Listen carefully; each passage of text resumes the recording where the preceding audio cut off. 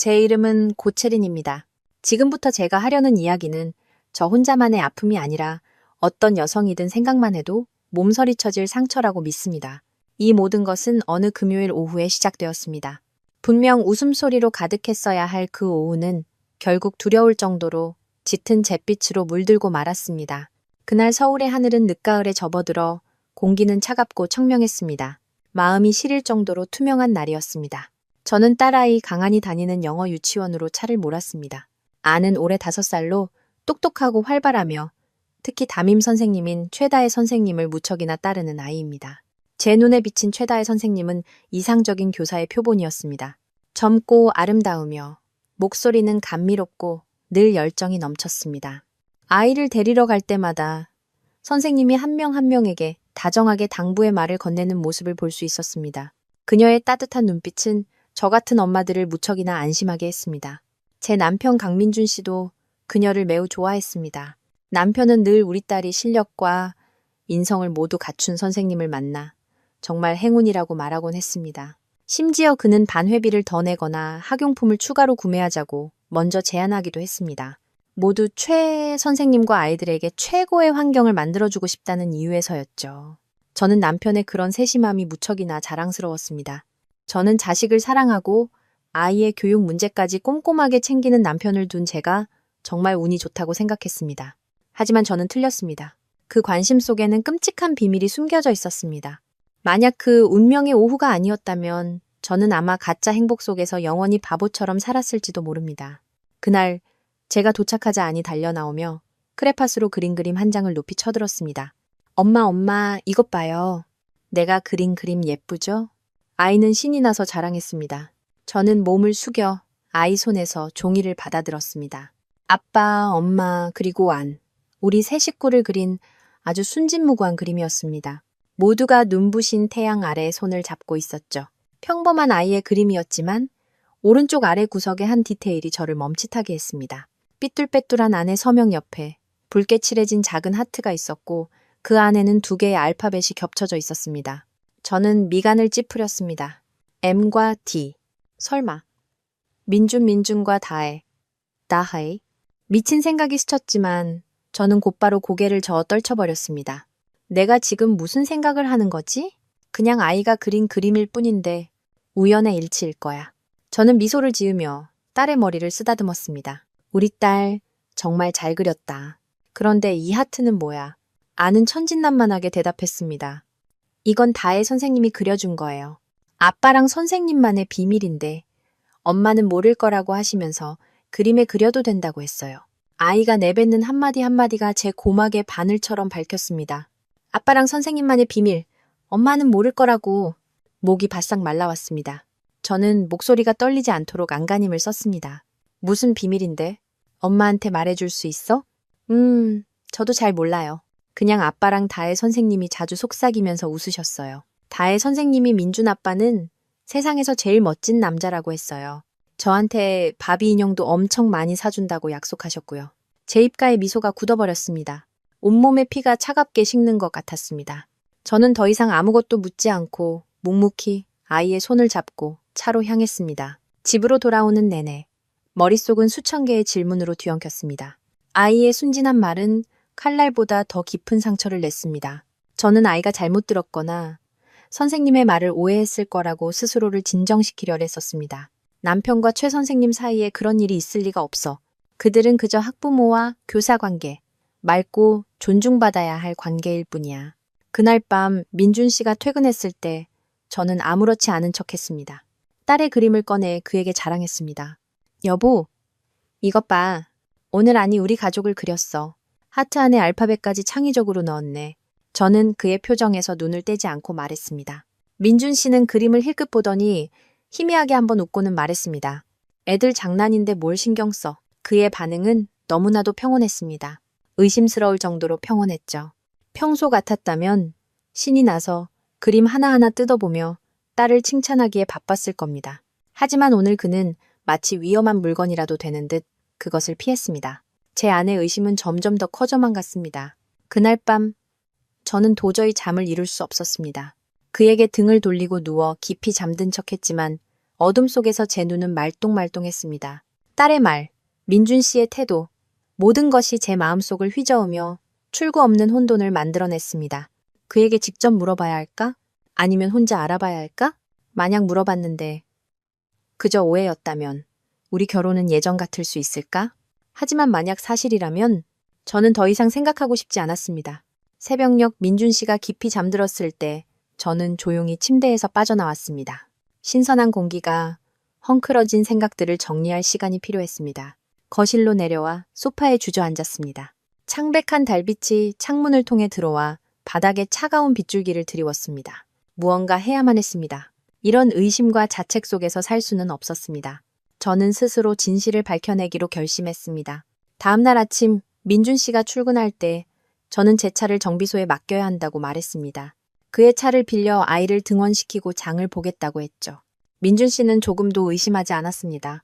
그는 제게 차키를 건네며 조심해서 운전하라고 당부까지 했습니다. 차키 꾸러미를 받아드는 순간 심장이 세차게 뛰었습니다.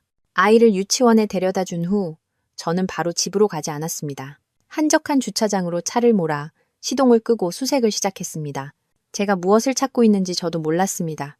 아마도 그저 무의식적인 반사행동, 그의 결백을 증명할 증거, 혹은 그의 배신을 증명할 증거를 찾으려는 절박한 노력이었을 겁니다. 글로브 박스를 열어보았지만 자동차 등록 서류 몇 장과 선글라스뿐이었습니다. 좌석 및 바닥 매트 밑을 확인했습니다. 아무것도 없었습니다. 저는 제 자신이 우스워지기 시작했습니다. 아마 제가 너무 의심이 많아 스스로 비극적인 이야기를 만들어내고 있는지도 모릅니다. 한숨을 쉬며 시동을 걸어 돌아가려는데 몸을 뒤로 기댔을 때 우연히 조수석 시트 틈새가 눈에 들어왔습니다. 작고 반짝이는 무언가가 거기에 끼어 있었습니다. 심장이 쿵 하고 내려앉는 것 같았습니다. 저는 떨리는 손으로 몸을 숙여 손가락으로 그것을 꺼냈습니다. 귀걸이였습니다. 물방울 모양의 작고 정교하는 귀걸이. 제 것이 아니었습니다.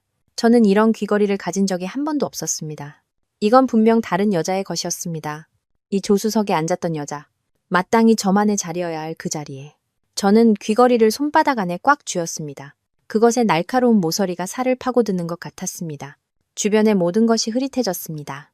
딸의 그림, 비밀스러운 하트, 민준 씨의 회피적인 태도, 그리고 이제 이 귀걸이까지. 모든 조각이 서서히 맞춰지며 제가 결코 보고 싶지 않았던 배신의 그림을 완성하고 있었습니다. 저는 속고 있었습니다. 제가 온 마음을 다해 사랑하고 믿었던 남편이 바람을 피우고 있었습니다.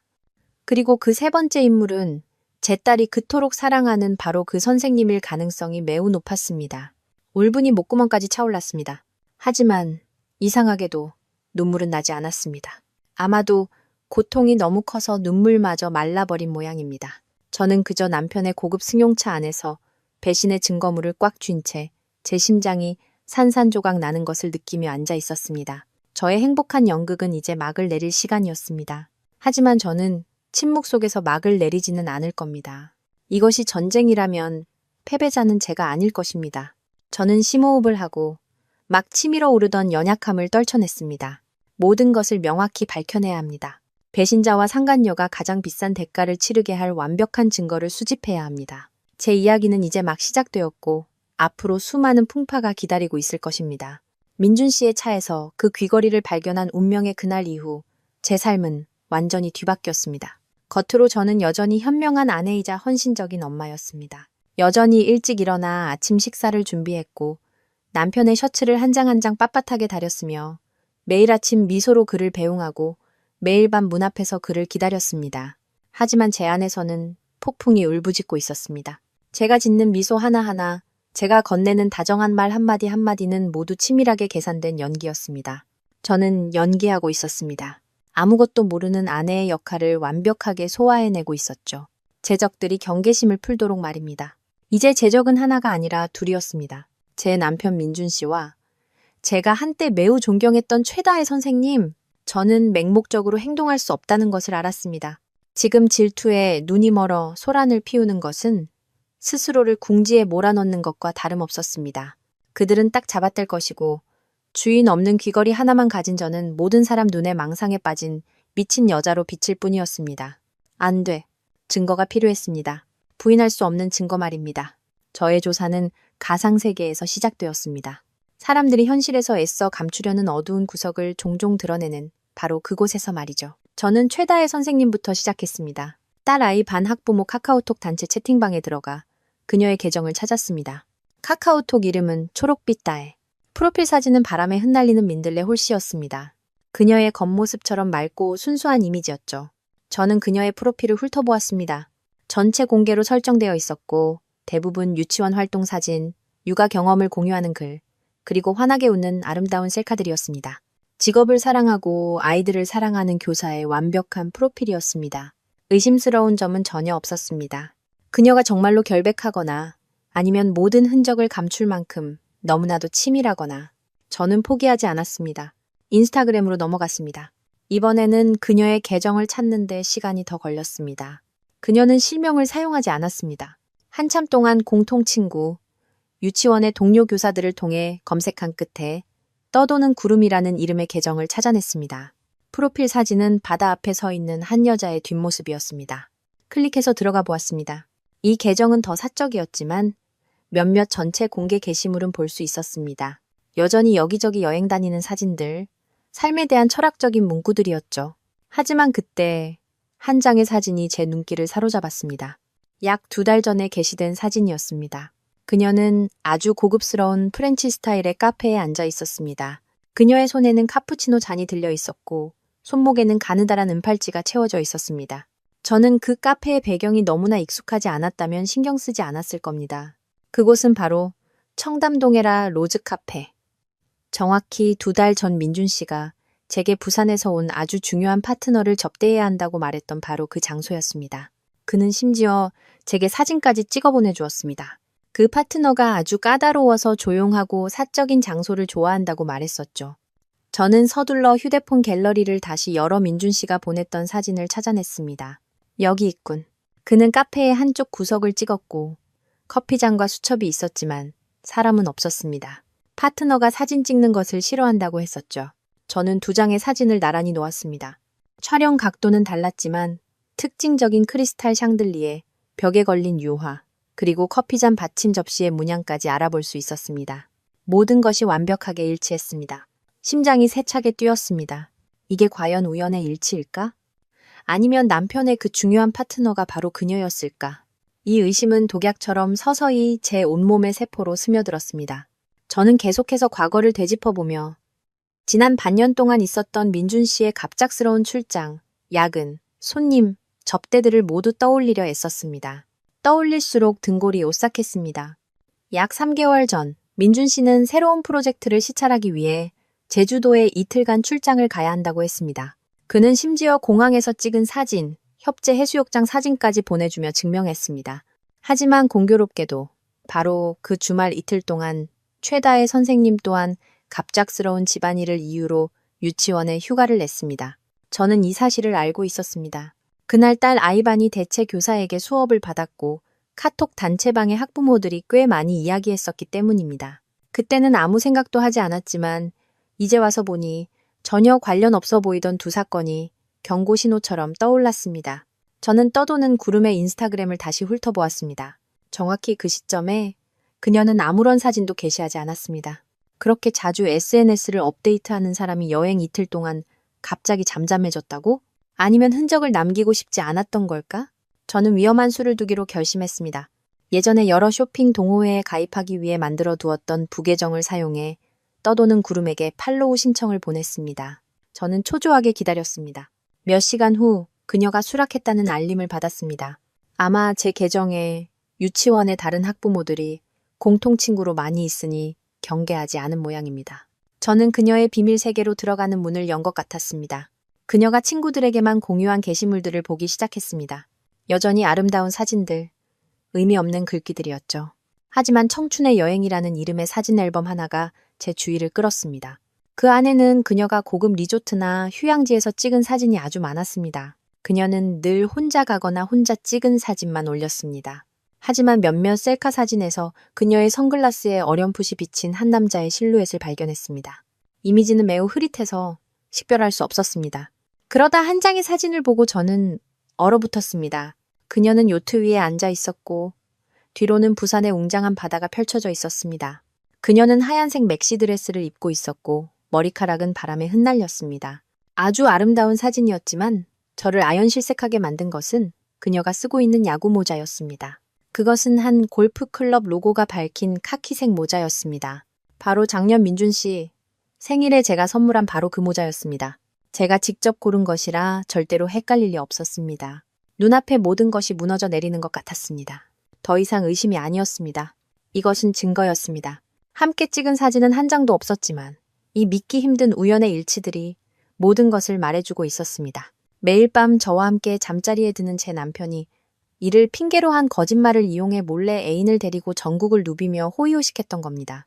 그는 마땅히 저와 딸에게 썼어야 할 돈과 시간, 그리고 감정을 다른 부정한 관계를 위해 쏟아부었던 겁니다. 그는 저를 바보로 만들었습니다. 가슴속에서 고통이 치밀어 올랐지만 이상하게도 그 감정은 곧바로 극도의 분노로 바뀌었습니다. 저는 울지 않았습니다.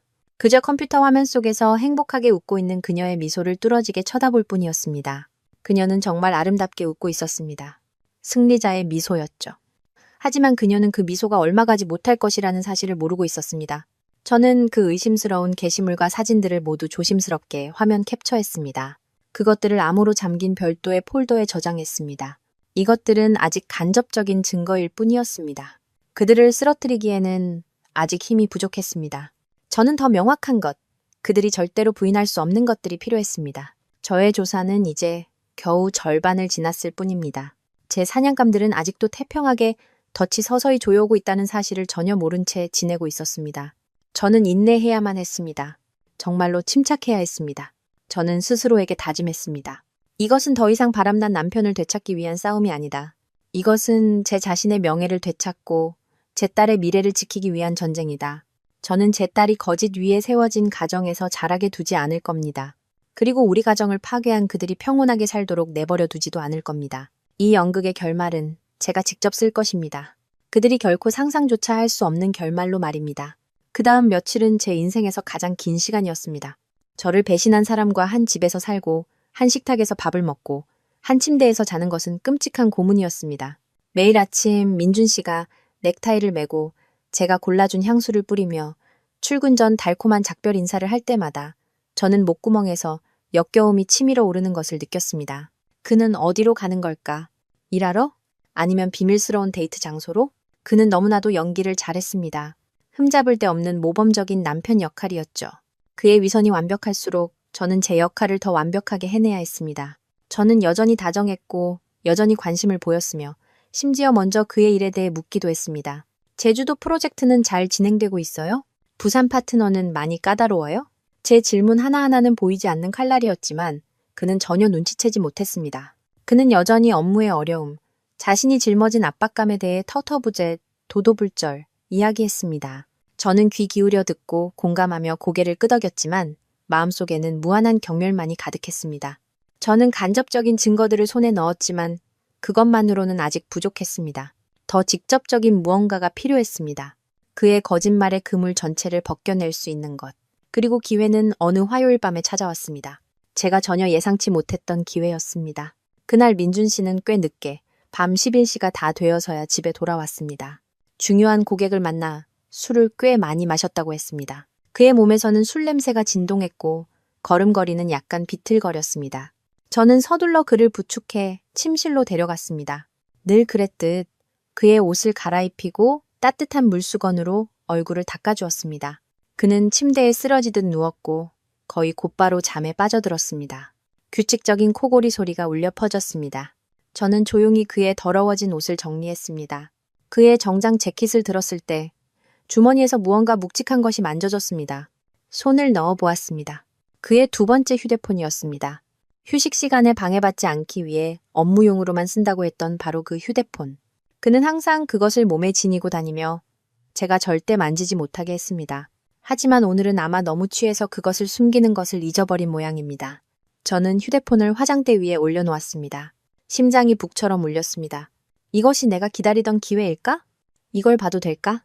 제 안의 한쪽에서는 남편의 사생활을 존중해야 한다고 외쳤습니다. 하지만 다른 한쪽 이성과 고통으로 가득 찬 부분은 제가 진실을 알 권리가 있다고 속삭였습니다. 사기꾼과 속은 사람 사이에는 사생활이란 존재하지 않아. 저는 몇 분간 망설이며 서 있었습니다. 내적 갈등으로 숨쉬기조차 힘들었습니다. 마침내 고통과 분노가 이겼습니다. 알아야만 했습니다. 그들이 어디까지 갔는지 알아야만 했습니다. 저는 조용히 휴대폰을 들고 민준 씨를 깨우지 않기 위해 거실로 나갔습니다.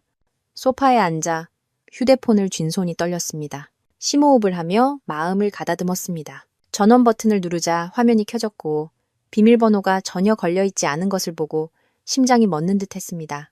그는 너무나 자신만만했고 너무나 부주의했습니다. 어쩌면 제가 결코 그것에 손댈 기회가 없을 거라고 생각했는지도 모릅니다. 저는 홈 화면을 훑어보았습니다. 온통 업무 관련 앱들 뿐이었습니다. 이메일, 회의 일정, 프로젝트 관리 소프트웨어. 저는 모든 것을 지나쳤습니다. 제 목표는 카카오톡과 문자 메시지였습니다. 먼저 문자 메시지함을 눌렀습니다. 통신사와 파트너들에게서 온 수많은 메시지가 나타났습니다. 저는 끈기 있게 아래로 스크롤했고 마침내 이름이 저장되지 않은 한 번호에서 멈췄습니다. 수십 개의 메시지가 오고 갔습니다. 클릭해서 열어보자 나타나는 글자들이 수천 개의 바늘이 되어 제 눈을 찔렀습니다. 앉아요. 보고 싶다. 내일 우리 만날까? 오늘 오빠랑 같이 있어서 정말 좋았어. 매일 이랬으면 좋겠다. 사모님은 아무 의심 안 해? 그리고 더 끔찍한 것은 바로 이 휴대폰에서 바로 제 남편이 보낸 답장들이었습니다. 나도 보고 싶어. 구름아. 내일 회의 있다고 거짓말하고 우리 늘 만나던 데서 보자. 걱정 마. 우리 와이프는 멍청해서 아무것도 몰라. 잘 자. 사랑해. 구름, 떠도는 구름. 제 심장이 누군가에게 꽉 쥐어짜 있는 것 같았습니다. 그랬구나. 더 이상 의심할 여지가 없었습니다. 그들은 몰래 만나는 것뿐만 아니라 제 등 뒤에서 다정한 애칭으로 서로를 부르고 달콤한 사랑의 말을 속삭였습니다. 그리고 그의 눈에 저는 그저 바보일 뿐이었습니다. 피가 머리로 쏠리는 것을 느꼈습니다. 귀가 멍멍해졌고 소리 내어 울지 않기 위해 입술을 꽉 깨물어야 했습니다. 저는 멈추지 않았습니다. 이 고통스러운 진실의 끝까지 가야만 했습니다. 문자 메시지함을 나와 떨리는 손으로 카카오톡 앱을 눌렀습니다. 대화 목록이 나타났지만 그는 조심스럽게 모든 대화 내용을 삭제해 놓았습니다. 전문적인 바람둥이였죠. 하지만 그는 카카오톡에 많은 사람들이 신경 쓰지 않는 기능이 있다는 것을 몰랐습니다. 사진, 동영상, 공유된 파일들을 저장하는 톡서란 말입니다. 저는 그곳을 클릭했고 제 눈앞에 증거의 보고가 펼쳐졌습니다. 수많은 사진과 짧은 영상들이었습니다. 제주도 여행에서 함께 찍은 사진이었습니다. 그가 그녀의 허리를 감싸 안고 둘 다 바다 앞에서 환하게 웃고 있었습니다. 고급 레스토랑에서 저녁 식사를 하는 영상이었습니다. 그녀가 그의 어깨에 머리를 기대고 있었습니다. 낯선 호텔방에서 찍은 사진이었습니다. 몸에는 목욕 가운만 걸치고 있었습니다. 그리고 가장 고통스러운 것은 단 몇 초짜리 짧은 영상이었습니다. 민준 씨가 빨간 벨벳 상자를 들고 있었고 그 안에는 하트 모양 펜던트 목걸이가 있었습니다. 그가 최다의 선생님의 목에 그것을 걸어주고는 몸을 숙여 그녀의 입술에 가볍게 키스했습니다. 저는 그 목걸이를 알아보았습니다. 한 유명 주얼리 브랜드의 최신 디자인이었습니다. 제가 예전에 그에게 보여주며 정말 마음에 든다고 말했던 바로 그것. 그는 너무 비싸다며 우리 아이의 미래를 위해 저축해야 한다고 말했었습니다. 하지만 그는 그것을 샀습니다. 저를 위해서가 아니라 그의 애인을 위해서. 그 장면은 이미 상처투성이인 제 심장에 마지막 비수를 꽂는 것과 같았습니다. 제 주변의 모든 것이 산산조각 나는 것 같았습니다. 벽에 걸린 시계에 똑딱거리는 소리가 멀게만 느껴졌습니다. 제 심장에서 피가 흐르는 소리만 들릴 뿐이었습니다. 그동안 애써 참아왔던 눈물이 마침내 터져 나왔습니다. 뜨겁고 쓰라린 눈물이 하염없이 흘러내렸습니다. 저는 체계적이고 잔인하게 배신당했습니다. 제가 가장 사랑하고 믿었던 남자가 저를 속였습니다. 그리고 이 속임수는 단순히 남녀 간의 문제가 아니었습니다. 그것은 사랑, 희생, 그리고 제 자존심까지 짓밟는 행위였습니다. 제가 얼마나 오랫동안 거기에 앉아 있었는지 모릅니다. 고개를 들었을 때는 이미 동이 트고 있었습니다. 저는 서둘러 제 휴대폰으로 모든 문자 메시지 화면을 캡처하고 톡서랍에 있는 모든 사진과 영상을 녹화했습니다. 그 모든 것을 저만 아는 비밀 이메일 계정으로 전송했습니다. 그런 다음 제 휴대폰에서 흔적을 깨끗이 지웠습니다. 보낸 편지함에 있는 이메일까지 꼼꼼하게 삭제했습니다. 그런 다음 이름 없는 번호를 최근 통화 기록에서 지우고 카카오톡과 메시지 앱을 실행 중인 탭에서 삭제했습니다. 저는 그의 재킷 주머니, 원래 있던 그 자리에 휴대폰을 다시 넣어두었습니다. 마치 아무 일도 없었던 것처럼. 침실로 들어서자 침대에서 곤히 잠든 남자가 보였습니다. 잠든 그의 얼굴은 참으로 평온하고 순수해 보였습니다. 하지만 저는 그 얼굴 뒤에 또 다른 얼굴, 거짓과 배신의 얼굴이 있다는 것을 알고 있었습니다. 저는 부인할 수 없는 증거를 손에 넣었습니다. 이제는 약해질 때가 아닙니다. 이제는 가장 화려한 추락을 위한 계획을 세울 때입니다. 저는 그들이 평온하게 지내도록 내버려 두지 않을 겁니다. 그들은 제게서 행복을 빼앗아 갔습니다. 저는 그들에게서 모든 것, 명예와 경력까지 모두 빼앗아 올 것입니다. 진정한 전쟁은 이제 막 시작되었습니다. 남편의 휴대폰과 함께 뜬 눈으로 밤을 새운 후 저는 그들의 불륜 관계에 대한 부인할 수 없는 증거를 손에 넣었습니다. 하지만 이성은 제게 말했습니다. 불륜은 단순히 거짓된 사랑의 속삭임이나 몰래 찍은 사진에서 그치지 않는다고. 그것은 물질적, 재정적 배신이기도 하며 제가 한때 전부라고 생각했던 이 가정을 위해 땀 흘려 모은 돈에 대한 배신이기도 하다고. 민준 씨는 대형 무역회사의 영업이사로 수입이 매우 높았습니다. 하지만 지금까지 집안의 재정 관리는 전적으로 제 몫이었습니다. 그는 늘 자신의 머리는 큰 숫자, 사업 전략을 위한 것이고 집안의 자질구레한 지출은 전적으로 저의 관리를 믿는다고 말했습니다. 매달 그는 우리 부부의 공동 계좌로 고정된 금액을 이체했고 저는 그 돈으로 아이 학원비부터 생활비, 양가, 부모님 용돈까지 모든 것을 처리했습니다. 나머지 월급은 미래의 큰 계획을 위한 투자와 저축에 쓴다고 했습니다. 저는 믿었습니다. 어리석고 맹목적으로 믿었습니다. 저는 그의 급여나 보너스, 성과급에 대해 단 한 번도 물어본 적이 없습니다. 부부 사이에는 절대적인 신뢰가 필요하다고 생각했기 때문입니다. 그것이 제 인생 최대의 실수였습니다. 이제 거짓의 장막이 걷혔으니 저는 그 차액이 어디로 갔는지 알아야만 했습니다. 그가 이 가정의 돈을 이용해 어떻게 밖에서 또 다른 가정을 꾸렸는지 알아야만 했습니다. 저의 재정조사는 제가 그를 위해 발급해준 제주 계좌와 연결된 가족카드에서 시작되었습니다. 그가 이 카드를 만들어달라고 조르던 날이 아직도 생생합니다. 그는 손님을 자주 접대하고 큰 금액을 결제해야 하는데 현금보다는 신용카드를 쓰는 것이 더 편리하고 전문적으로 보인다고 말했습니다. 그는 또한 정말로 필요한 회사 일에만 사용하고 월말에는 스스로 그 금액을 결제하겠다고 약속했습니다. 저는 조금도 의심하지 않았습니다. 그날 아침 아이를 등원시킨 후 저는 컴퓨터 앞에 앉아 떨리는 손으로 인터넷 뱅킹에 로그인했습니다. 저는 지난 몇 달간 이 가족 카드의 상세 명세서를 확인하지 않았습니다. 그를 믿었고 매달 오는 카드 사용 알림 문자에도 특이사항이 없었기 때문입니다. 하지만 오늘 저는 지난 6개월간의 모든 거래 내역을 하나하나 다시 확인할 것입니다. 화면에는 길고 긴 지출 목록이 나타났습니다. 처음에는 주유, 그가 접대 장소라고 말했던 대형 레스토랑에서의 결제 등 익숙한 항목들이었습니다. 하지만 아래로 스크롤할수록 심장이 조여왔습니다. 주말에 대형 쇼핑몰에서 이루어진 수많은 거래 내역이 있었습니다.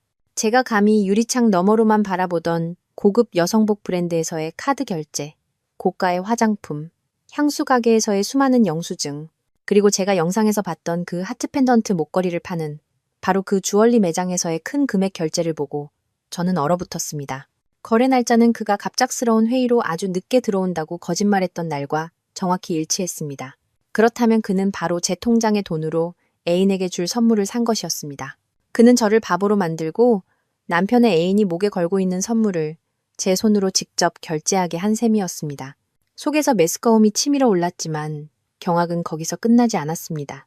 계속해서 스크롤을 내리자 더욱 의심스러운 결제 내역들이 발견되었습니다. 주말마다 예약된 특급 호텔, 고급 리조트 결제 내역이 줄지어 있었습니다.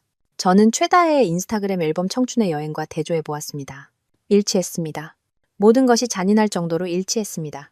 제주도의 고급 호텔, 부산의 아름다운 리조트, 남편이 피곤한 출장이라고 말했던 모든 여정은 사실 그와 애인이 바로 제 돈으로 즐긴 호화로운 휴가였습니다. 그는 저를 감정적으로 배신했을 뿐만 아니라 제 돈을 뻔뻔하게 훔치고 있었던 겁니다. 보면 볼수록 분노의 손이 떨렸습니다. 그는 아이의 학원비, 분유값, 부모님의 약값, 온 가족의 미래를 위해 모아둔 돈을 다른 여자를 위해 탕진하고 있었던 겁니다. 이 파렴치함은 제가 상상할 수 있는 모든 한계를 넘어섰습니다. 하지만 매달 반복되는 한 지출 항목이 제 눈길을 끌었습니다. 매월 5일 낯선 계좌번호로 고정적으로 이체되는 100만 원. 이체 내용은 항상 강한 반회비 납부였습니다. 100만 원. 유치원 반 회비가 어떻게 그렇게 큰 금액일 수 있단 말인가. 제가 분기별로 학부모 대표에게 내는 실제 반회비는 10만 원에 불과했습니다. 그렇다면 이 100만 원은 대체 무엇일까? 심장이 마구 뛰었습니다. 저는 서둘러 그 낯선 계좌번호를 복사해 송금 앱을 이용해 계좌 주인의 이름을 확인했습니다. 화면에 최다혜라는 이름이 떠오르는 순간 제 세상이 무너져 내렸습니다. 그랬구나. 이것이 그들이 저를 속인 방법이었습니다. 그들은 반회비라는 순수한 명목을 이용해 그들의 추악한 거래를 위장했던 겁니다. 매달 남편은 그의 애인에게 100만 원씩 꼬박꼬박 생활비를 대주고 있었습니다. 결코 적지 않은 금액이었습니다. 그게 월세인지 개인 용돈인지는 알 수 없었습니다. 제가 아는 것은 그들이 제 딸, 순수하고 죄 없는 아이를 그들의 더러운 관계를 위한 방패막이로 삼았다는 사실뿐이었습니다. 그들은 아이가 선생님에게 갖는 사랑을 이용해 가장 비열한 짓을 저지른 겁니다. 제 안의 분노가 이제 정점에 달했습니다. 이건 더 이상 저 혼자만의 문제가 아니었습니다. 제 딸이 연관되었습니다. 그들이 감히 제 딸을 이 일에 끌어들였습니다. 저는 절대로 그들을 용서하지 않을 겁니다. 저는 지난 6개월간의 신용카드 명세서를 모두 꼼꼼하게 인쇄했습니다. 형광펜으로 모든 비정상적인 지출, 명품, 호텔 숙박, 그리고 특히 반회비라는 이름으로 매달 지급된 100만 원의 생활비에 표시했습니다. 이 흑백의 종이 한 장 한 장이 총알이 될 것입니다. 그리고 저는 이 총알들을 가장 특별한 날을 위해 아껴둘 것입니다. 그들은 제가 쉽게 속아 넘어가는 바보라고 생각했겠지요. 제가 영원히 거짓의 어둠 속에 잠겨 있을 거라고 생각했겠지요. 하지만 그들은 틀렸습니다. 이 바보는 이제 깨어났습니다. 그리고 한 여자가 막다른 길에 몰렸을 때, 그녀의 자존심이 짓밟히고 모성애가 모욕당했을 때, 그녀의 힘은 그 어떤 것보다 무서워질 것입니다. 저는 서류 뭉치를 접어 다른 증거들과 함께 한 곳에 보관했습니다. 저의 컬렉션은 날이 갈수록 두꺼워지고 있었고, 제가 그것들을 세상에 드러낼 날이 머지않았다는 것을 알았습니다. 그들은 배신뿐만 아니라 저를 향한 그들의 경멸에 대해서도 대가를 치러야 할 것입니다.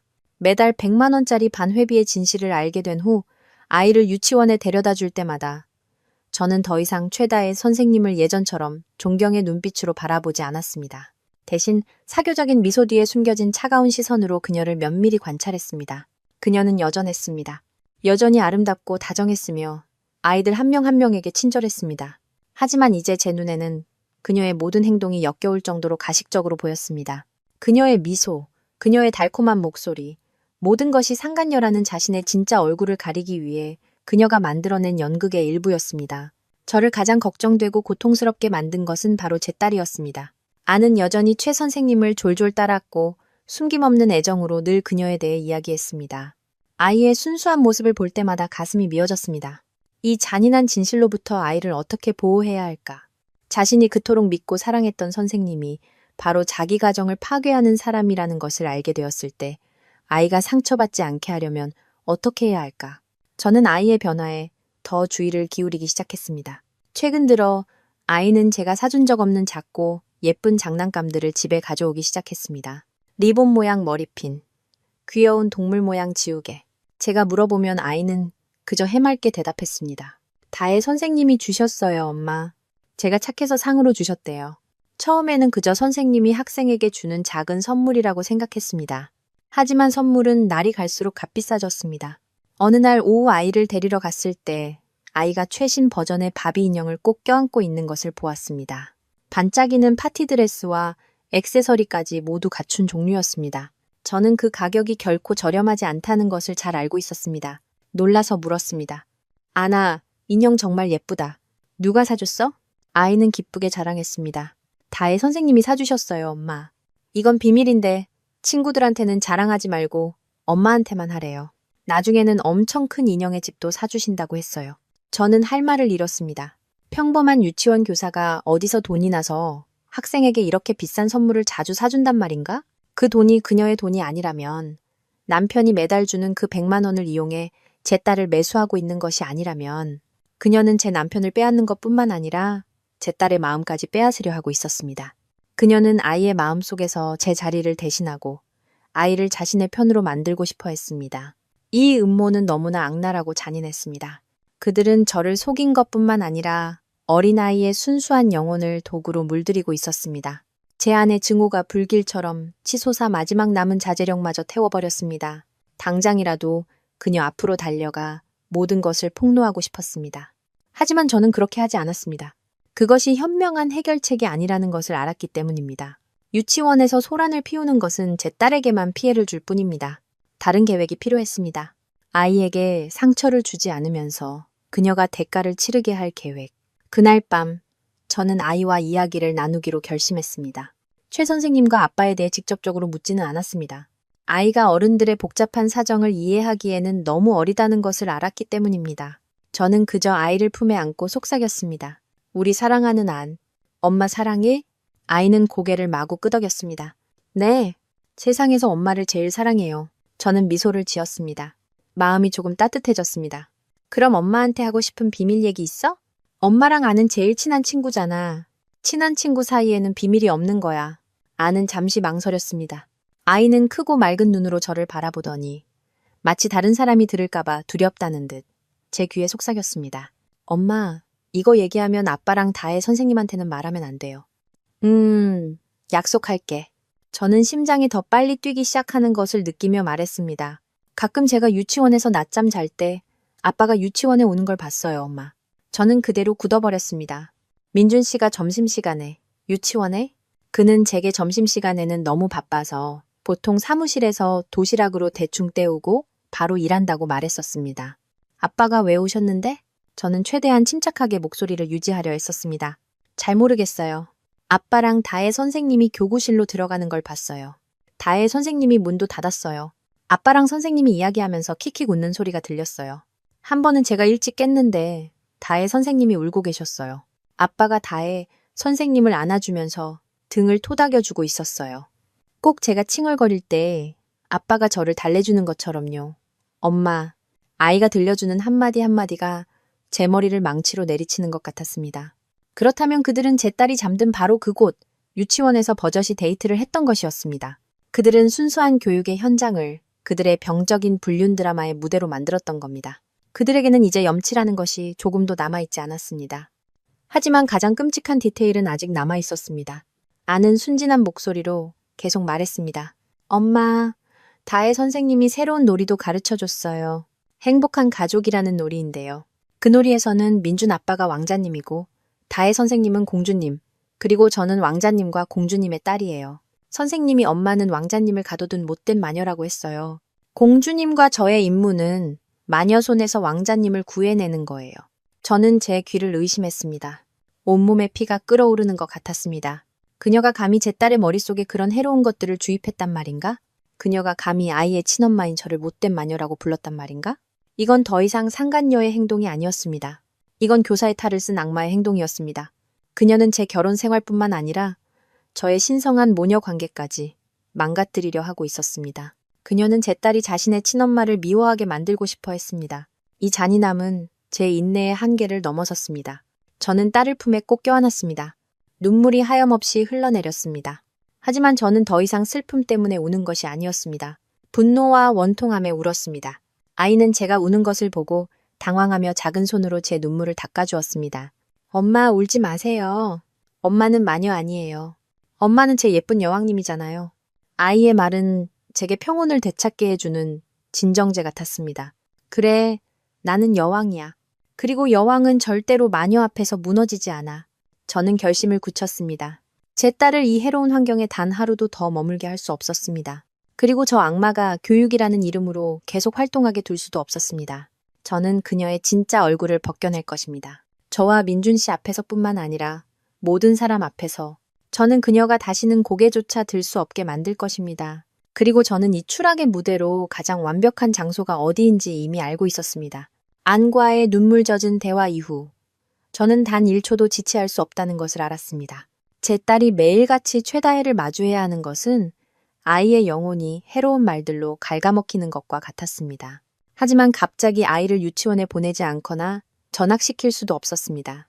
그런 행동은 민준 씨와 유치원 측의 의심을 살 것이기 때문입니다. 게다가 그것은 도망치는 것이었고 저는 도망치고 싶지 않았습니다. 저는 맞서고 싶었습니다. 공개적인 싸움, 진실이 빛 아래 드러나고 악인이 고개 숙여 죄를 인정하는 그런 싸움을 원했습니다. 기회가 필요했습니다. 제 연극이 가장 화려하게 펼쳐질 수 있는 충분한 관객이 있는 큰 무대가. 그리고 그 기회는 생각보다 빨리 찾아왔습니다. 이틀 후 반 카톡 단체방에 최다혜 선생님이 중요한 공지를 올렸습니다. 바로 다음 주 토요일 오전 9시 유치원 대강당에서 열리는 학기말 학부모 총회 초청장이었습니다.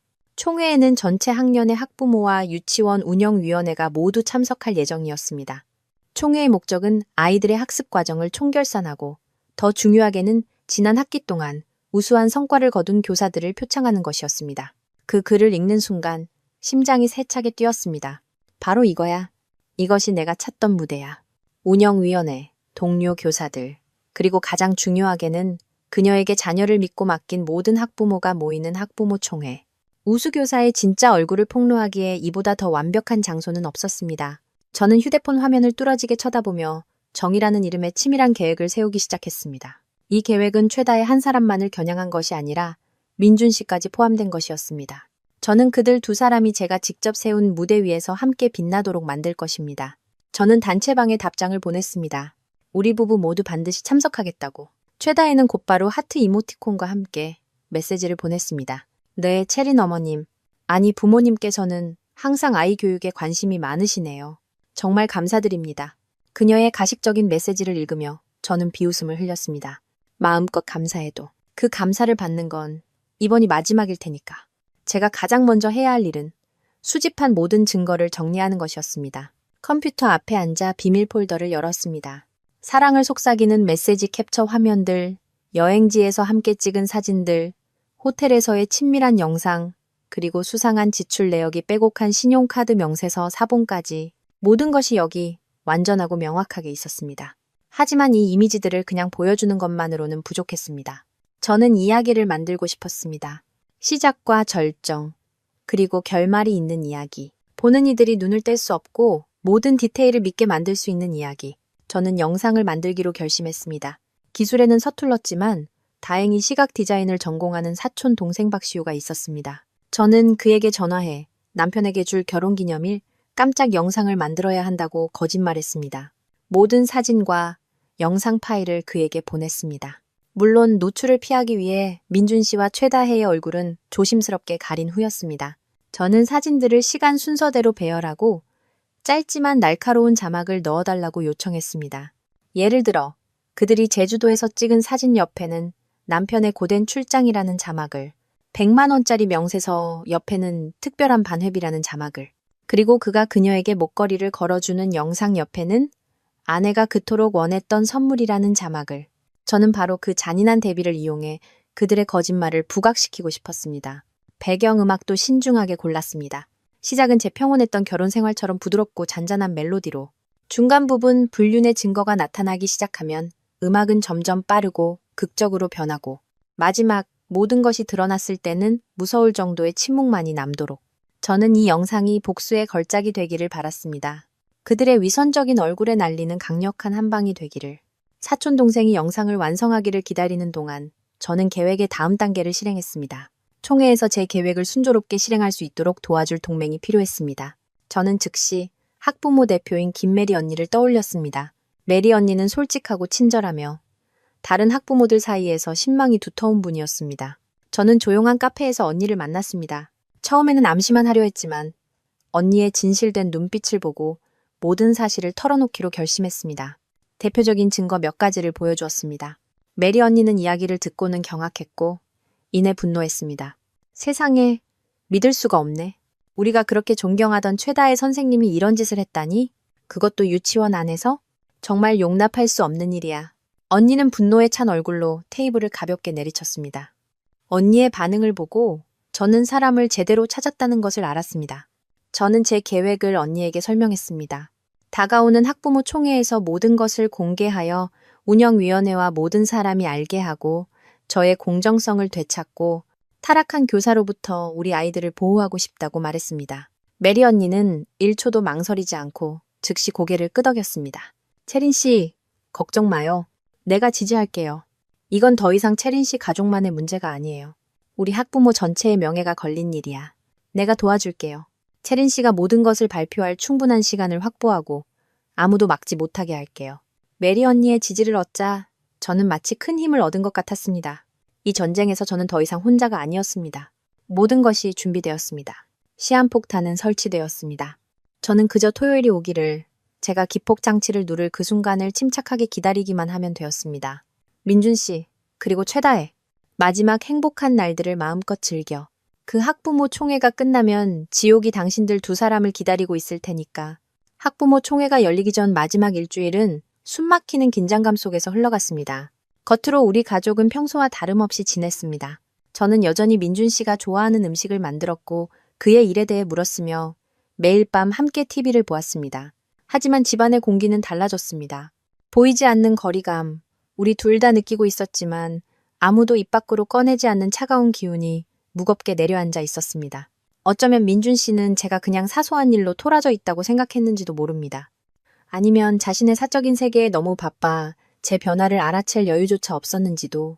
그리고 저는 하루하루 매 시간을 카운트다운하고 있었습니다.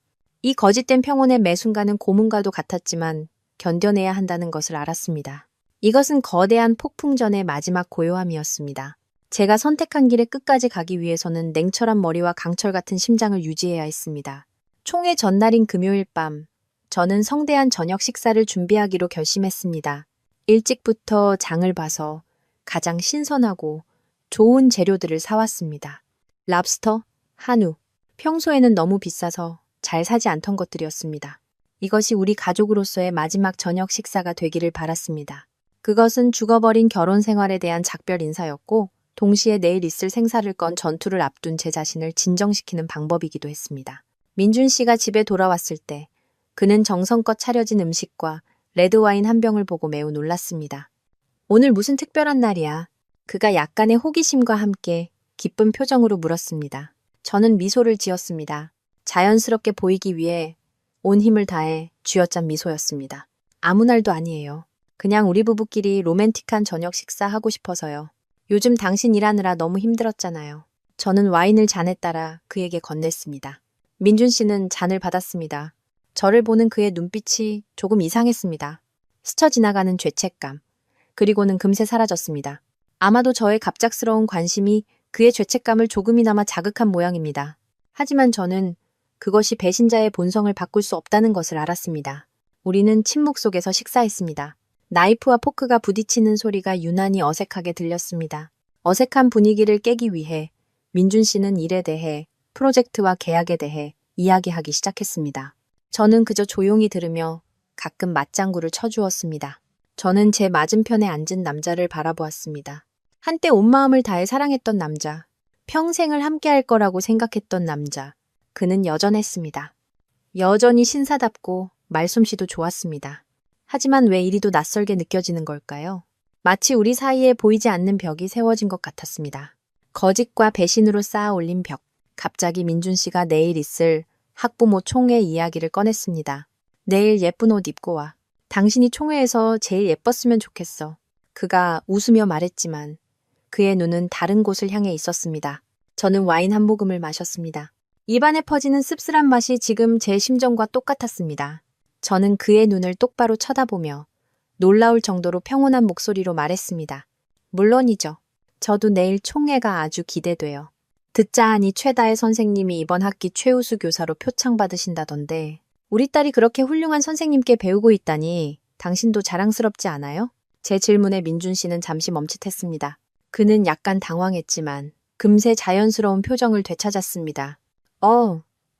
당연하지. 최 선생님은 아주 좋은 분이야. 아니, 그분께 배우는 건 행운이지. 그가 약간 더듬거리며 대답했습니다. 저는 속으로 비웃었습니다. 좋은 분? 학부모의 남편을 유혹하기 위해 더러운 수법을 쓰고 애인이 주는 돈으로 아이를 매수하고 아이 머릿속에 친엄마를 미워하는 사상을 주입하는 여자가 좋다고? 그의 뻔뻔함은 정말 끝이 없었습니다. 저는 이 가식적인 대화를 더 이상 이어가고 싶지 않았습니다. 자리에서 일어나 그릇을 치웠습니다. 나 좀 피곤해서. 안 재우러 먼저 들어갈게요. 당신은 혼자 와인 마시고 있어요. 저는 그를 쳐다보지 않고 말했습니다. 저는 이것이 그와 한 침대에서 자는 마지막 밤이 될 것이라는 것을 알았습니다. 내일부터 제 인생은 새로운 장을 열게 될 것입니다. 그가 없는 장. 저는 딸의 방으로 들어갔습니다. 아는 이미 깊이 잠들어 있었습니다. 아이의 천사 같은 얼굴은 참으로 평온해 보였습니다. 저는 몸을 숙여 아이의 이마에 가볍게 입을 맞췄습니다. 가슴속에서 무한한 사랑이 솟아올랐습니다. 제가 하는 모든 것, 저의 이 모든 강인함은 바로 아이를 위한 것이었습니다. 저는 아이가 해로운 환경에서 자라게 둘 수 없었습니다. 아이의 마음속에 있는 아빠의 이미지가 더러운 행동으로 더럽혀지게 둘 수 없었습니다. 저는 아이에게 새로운 삶을 줄 것입니다. 엄마와 딸, 단둘만의 삶이지만 진실과 진정한 사랑 위에 세워진 삶이 될 것입니다. 저는 아이 옆에 누워 아이를 품에 안았습니다. 아이의 온기가 제게 보이지 않는 힘을 주었습니다. 저는 더 이상 두렵지 않았습니다. 내일을 위한 준비는 끝났습니다. 저는 눈을 감았지만 잠들지는 않았습니다. 학부모 총회의 풍경을 상상했습니다. 민준 씨의 얼굴, 최다혜의 얼굴, 운영위원회의 얼굴, 다른 학부모들의 얼굴을 보았습니다. 웅성거리는 소리, 놀라는 소리, 분노하는 소리를 들었습니다. 그리고 저는 그곳에 마치 자신과 딸을 위해 정의를 되찾는 여전사처럼 당당하고 강하게 서 있는 제 자신을 보았습니다. 그날 밤, 작고 따뜻한 방에서 사랑하는 딸의 곁에서 저는 지난 몇 달간 가장 깊고 평온한 잠을 잤습니다. 그것은 진정한 평온이었습니다. 자신의 길을 찾고 폭풍우에 맞서 태양을 쟁취할 준비가 된 영혼의 평온이었습니다. 내일 모든 것이 끝날 것이고 새로운 시작이 열릴 것입니다. 토요일 아침. 저는 평소보다 일찍 일어났습니다. 창문으로 들어오는 아침 햇살이 마르고 눈부셨습니다. 몸속에서 이상한 에너지가 솟아나는 것을 느꼈습니다. 놀라울 정도로 차분했습니다. 더 이상 불안하지도 두렵지도 않았습니다. 오직 강철 같은 결심만이 남아 있었습니다. 오늘은 심판의 날입니다. 저는 세련되면서도 권위 있는 네이비색 정장을 골랐습니다. 화장은 꼼꼼하게 했고 날카롭게 그린 아이라인과 짙은 붉은색 립스틱으로 포인트를 주었습니다. 저는 가장 당당한 모습, 가련한 피해자가 아닌 승리자의 모습으로 나타나고 싶었습니다. 제가 아래층으로 내려왔을 때 민준 씨는 이미 거실에 앉아 있었습니다. 그는 멋진 정장을 차려입고 성공한 학부모의 모습을 하고 있었습니다. 저를 보자 그는 미소를 지었습니다. 가짜라는 것을 아는 미소였습니다. 준비 다 했어? 오늘 정말 예쁘다. 저는 그의 칭찬에 대답하지 않고 가볍게 고개만 끄덕였습니다. 이 연극에 더 이상 단 한마디도 낭비하고 싶지 않았습니다. 우리는 함께 차를 타고 유치원으로 향했습니다. 차 안에서는 아무도 말을 하지 않았습니다. 민준 씨가 음악을 틀었습니다. 익숙하고 부드러운 사랑 노래들이었지만 지금 제 귀에는 그저 비꼬는 소음처럼 들렸습니다. 저는 그저 조용히 창밖을 바라보며 스쳐 지나가는 가로수와 거리를 보며 머릿속으로 오늘의 시나리오를 되감고 있었습니다. 오늘의 영어 유치원은 평소보다 훨씬 붐비고 활기찼습니다. 학부모들은 모두 정장을 차려입고 아이들의 손을 잡고 있었고 얼굴은 환하게 빛났습니다. 유치원 대강당은 풍성과 생화, 그리고 학기말 총회 및 우수교사 시상식이라는 글자가 적힌 커다란 현수막으로 화려하게 장식되어 있었습니다. 저와 민준 씨는 강당 중간쯤에 자리를 잡고 앉았습니다. 주위를 둘러보니 익숙한 얼굴들이 많이 보였습니다. 그리고 저는 그녀를 보았습니다. 최다혜가 강단 위에 서 있었습니다.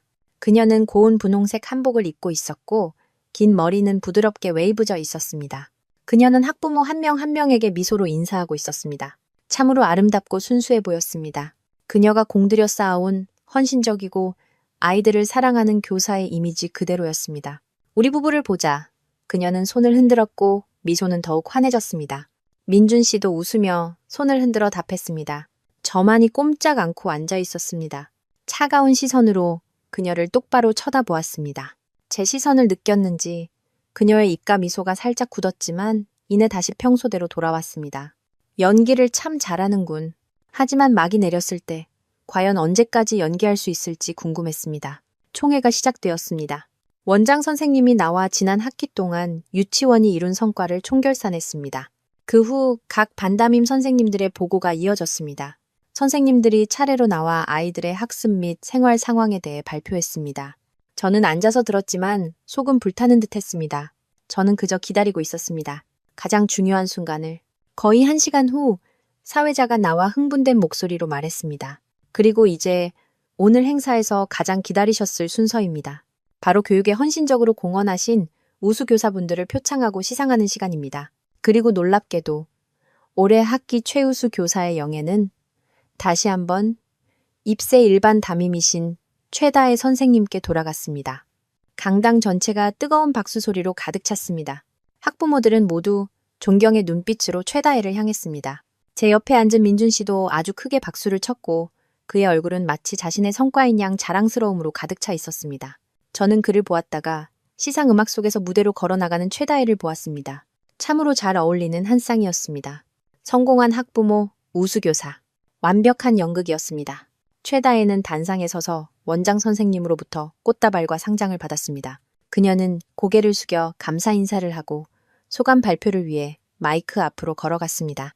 그녀의 목소리는 맑고 달콤했으며 약간 감격에 젖어 있었습니다. 이렇게 영광스러운 상을 받게 되어 정말 놀랍고 행복합니다.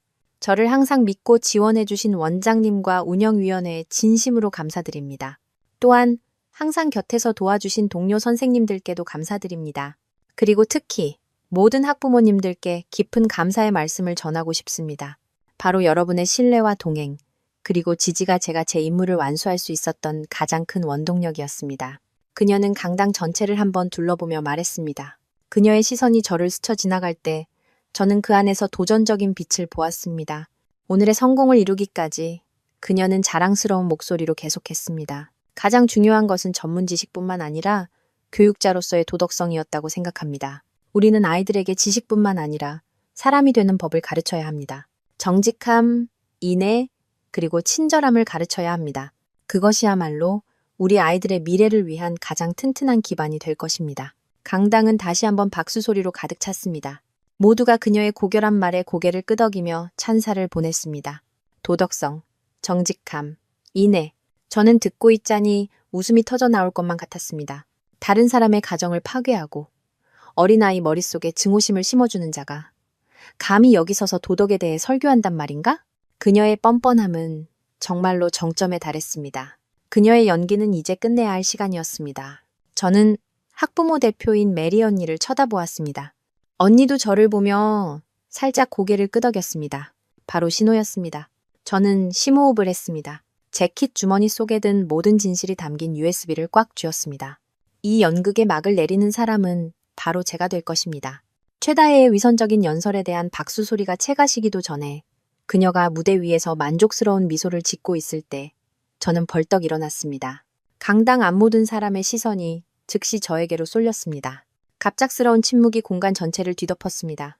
옆에 앉아있던 민준 씨가 깜짝 놀라 제 소매를 잡아당기며 속삭였습니다. 뭐 하는 거야? 어서 앉아. 저는 그의 손을 뿌리쳤습니다. 시선은 무대에서 떼지 않았습니다. 최다혜는 저를 보았고 그녀의 표정은 놀라움에서 약간의 당혹감으로 변했습니다. 원장 선생님과 사회자도 어쩔 줄 몰라 했습니다. 바로 그때 학부모 대표인 메리 언니도 일어섰습니다. 언니는 주최 측 테이블에서 무선 마이크 하나를 집어들고 앞으로 걸어나와 단호한 목소리로 크게 말했습니다. 여러분, 저는 입세 일반 학부모 대표 김메리입니다. 총회를 마치기 전에 강한의 학부모이신 고채린 어머님께서 우리 모두와 나누고 싶은 이야기가 있다고 합니다. 저는 이것이 교사의 도덕성 및 우리 아이들의 안전과 직결된 매우 중요한 문제라고 생각합니다. 잠시 시간을 내어 경청해 주시기를 부탁드립니다. 메리 언니의 말에는 특별한 무게가 실려 있었습니다. 강당은 쥐죽은 듯 조용했고 아무도 감히 반대하지 못했습니다. 메리 언니가 제게 마이크를 건넸습니다. 저는 자리에서 나와 무대를 향해 똑바로 걸어갔습니다. 흔들림 없고 당당한 걸음걸이. 제 발걸음 하나하나는 마치 위선과 거짓을 짓밟는 것 같았습니다. 저는 무대 위에 서서 저를 호기심 어린 눈으로 바라보는 수백 명의 시선과 마주했습니다. 저는 최다혜의 하얗게 질린 얼굴을 보았습니다. 분노와 불안이 뒤섞인 민준 씨의 얼굴을 보았습니다. 그는 객석에서 안절부절 못하고 있었습니다. 저는 심호흡을 하고 마이크를 입 가까이 가져갔습니다. 제 목소리는 명확하고 차분하지만 얼음처럼 차갑게 울려 퍼졌습니다. 운영위원회 여러분, 선생님들, 그리고 모든 학부모님들께 인사드립니다. 저는 입세 일반 강한의 엄마, 고채린입니다. 먼저 최다혜 선생님께서 우수교사라는 영예로운 상을 받으신 것을 축하드립니다. 선생님은 그 상을 받으실 자격이 충분합니다. 저는 잠시 말을 멈추고 그녀를 힐끗 보았습니다. 선생님은 유치원에서 제 딸을 가르치실 뿐만 아니라 저희 가족에게도 많은 관심을 보여주셨습니다. 특히 제 남편에게도요. 이 말이 나오자 강당 전체에서 웅성거리는 소리가 들리기 시작했습니다. 민준 씨의 얼굴은 새파랗게 질렸고 최다혜는 더듬거렸습니다. 채린 어머님 무슨 말씀을 하시는 거예요? 이해가 안 되네요. 저는 비웃음을 흘렸습니다. 이해가 안 되신다고요? 그럼 제가 선생님과 여기 계신 모든 분들이 이해할 수 있도록 도와드리죠. 오늘 저는 단순히 학부모로서 온 것이 아닙니다. 저는 한 사람의 아내로서 왔습니다. 그리고 최다혜 선생님의 수상을 축하하기 위한 특별한 선물도 준비했습니다. 저는 음향 및 영상 장비가 있는 곳을 향해 돌아섰습니다. 그곳에는 저와 메리 언니의 계획에 따라 제 사촌 동생이 미리 자리를 잡고 있었습니다. 저는 신호를 보냈습니다. 모든 분들께서는 대형 스크린을 주목해 주시기 바랍니다. 어느 우수 교사의 도덕 수업이라는 제목의 짧은 영상입니다. 즉시 강당의 불이 어두워지고 무대 뒤 대형 스크린이 켜졌습니다. 영상이 시작되었습니다. 처음에는 잔잔한 배경음악과 함께 행복했던 우리 가족의 여행 사진이 나왔습니다. 그러다 갑자기 음악이 빠르고 극적으로 바뀌었습니다. 화면에는 떠도는 구름과 민준 씨의 휴대폰 번호 사이에 오고 간 수많은 카카오톡 메시지가 나타났습니다. 우리 와이프는 멍청해서 아무것도 몰라. 그 글자가 선명하게 나타나자 강당 전체에서 경악의 탄성이 터져 나왔습니다. 다음은 제주도와 부산에서 그들이 함께 찍은 사진들이었습니다. 민준 씨가 그녀의 허리를 감싸고 그녀의 머리에 키스하는 모습. 두 사람의 얼굴이 너무나 선명해서 부인할 수 없었습니다. 강당 안의 웅성거림은 점점 더 커졌고 학부모들의 얼굴은 놀라움에서 분노로 바뀌었습니다. 그들은 고개를 푹 숙이고 두 손으로 머리를 감싸준 민준 씨를 돌아보았습니다. 하지만 가장 큰 충격은 아직 끝나지 않았습니다. 화면은 계속해서 신용카드 명세서를 비추었습니다. 명품 호텔, 리조트에 지출된 모든 항목이 붉은색으로 동그라미 쳐져 있었고 이내 강한 반회비 납부라는 명목으로 매달 이체된 100만 원의 내역이 수치인 최다혜라는 이름과 함께 화면 가득 확대되었습니다. 그 순간 강당은 폭발하는 것 같았습니다. 고함과 욕설이 터져 나왔습니다. 세상에 믿을 수가 없어. 정말 파렴치한 교사로군. 교육계의 수치다. 최다혜는 무대 위에서 온몸을 부들부들 떨었고 얼굴에는 핏기가 하나도 없었습니다. 그녀는 목이 쉰 소리로 소리쳤습니다. 아니에요. 저건 사실이 아니에요. 전부 조작된 거라고요. 저 여자가 저를 모함하는 거예요? 하지만 아무도 그녀를 믿지 않았습니다. 증거는 너무나도 명백했습니다. 저는 영상을 계속 재생하라는 신호를 보냈습니다. 마지막 결정타가 날아갔습니다. 화면에는 그가 호텔방에서 그녀에게 하트 목걸이를 걸어주는 영상이 나왔습니다. 제 목소리가 마이크를 통해 차갑고 단호하게 울려 퍼졌습니다. 이 목걸이. 제 남편은 제게 너무 비싸다며 우리 아이의 미래를 위해 저축해야 한다고 말했습니다. 하지만 그는 제 신용카드로 이 목걸이를 사서 제 딸의 우수교사에게 선물했습니다. 저는 말을 멈추고 그녀를 똑바로 쳐다보았습니다. 최다혜 선생님, 방금 도덕성과 정직함에 대해 말씀하셨죠. 그렇다면 학부모의 남편을 유혹하고 그 가족의 돈을 빼돌리고 5살짜리 아이 머릿속에 네 엄마는 못된 마녀라고 주입하는 행위가 대체 어떤 종류의 도덕인지 저와 여기 계신 모든 분들께 설명해 주실 수 있겠습니까? 제 질문은 하늘이 내리는 따귀와도 같았습니다. 최다혜는 무릎을 꿇고 주저앉아 얼굴을 감싸준 채 흐느껴 울었습니다. 모든 것이 혼란에 빠졌습니다. 원장 선생님은 핏기 없는 얼굴로 허둥지둥 무대로 뛰어 올라왔고 다른 교사들도 달려와 최다혜를 안으로 데려가려 했었습니다. 민준 씨는 그 자리에 못 박힌 듯 앉아 아무도 쳐다보지 못하고 고개를 숙이고 있었습니다. 그 혼란스러운 풍경 속에서 저는 평온하게 마이크를 테이블 위에 내려놓았습니다. 제가 해야 할 일은 끝났습니다.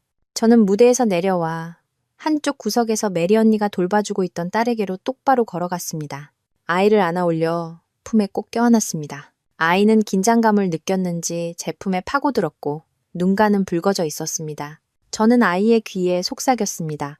괜찮아, 우리 아가. 이제 다 끝났어. 엄마랑 이제 새로 시작하는 거야. 저는 아이의 손을 잡고 강당을 빠져나왔습니다. 등 뒤로 혼돈과 명예의 추락과 이제 막을 내려야 할 한편의 연극을 남겨둔 채 바깥 하늘은 여전히 맑고 눈부셨습니다. 몇 달 만에 처음으로 저는 온전히 숨을 쉴 수 있다고 느꼈습니다. 마침내 정의는 실현되었습니다. 그 학부모 총회에서 제가 일으킨 폭풍은 상상했던 것보다 훨씬 더 파괴적이었습니다. 그날 오후 제 이야기는 유치원 학부모 커뮤니티에서 가장 뜨거운 화제가 되었습니다. 우수교사로 불리던 사람이 그렇게 추악하고 교활한 사생활을 가지고 있을 줄은 아무도 상상하지 못했습니다. 유치원 운영위원회는 전체 학부모의 압력에 못 이겨 교사윤리 강령의 심각한 위반을 이유로 최다혜를 즉시 해고하는 최고 수위의 징계를 내렸습니다. 그녀는 그토록 자랑스러워하던 직업뿐만 아니라 모든 명예와 신용을 잃었습니다. 듣자 하니 그 후 그녀는 급히 다른 곳으로 이사했고 아무도 마주할 용기를 내지 못했다고 합니다. 민준 씨는 회사 전체의 웃음거리가 되었습니다. 자식의 담임교사와의 불륜이 그렇게 공개적으로 폭로된 것은 그가 애써 쌓아올린 성공한 남자, 모범적인 남편의 이미지에 치명타였습니다. 그는 동료들의 신임을 잃었고 부하 직원들의 존경을 잃었습니다.